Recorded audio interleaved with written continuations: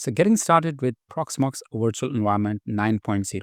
Of course, installation is extremely simple. If you are familiar with how to download and how to make the bootable media, then you can skip this video.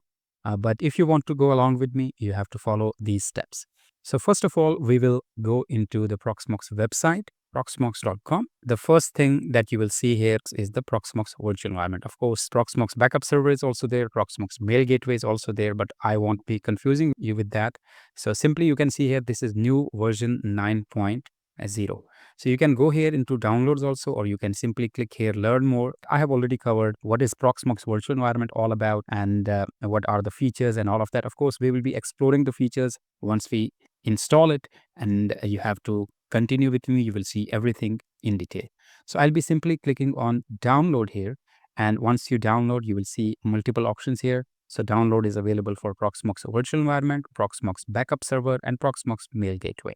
As our requirement right now is Proxmox virtual environment, so we'll be going into Proxmox VE 9.0, or you can click here also, so it will take you to the same place. So here you can see the data sheet is available. We'll cover everything in this course. So you will simply click on ISO, and you will see here the August 5th, 2025. This was the latest ISO image which was uploaded by Proxmox. You can simply click on download. Download has started now. So here is the ISO image which has been downloaded. We need to, of course, now create the bootable media. You can either burn it on the DVD, but of course, the trend is not there to use the DVD image right now.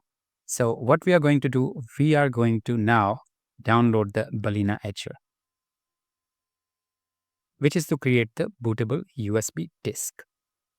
And if I show you here, I have the bootable USB disk, which was used for the Windows installation, but I will be using same right now for the Proxmox installation. So here you can see it is 32 GB. So what I'll do, I will simply download the Etcher here. You have multiple options available. So first option that I will be using is Etcher for Windows, 64-bit or 32-bit, whatever system you are using. That's it. Balena Etcher is downloaded. Simply double click this, do the installation.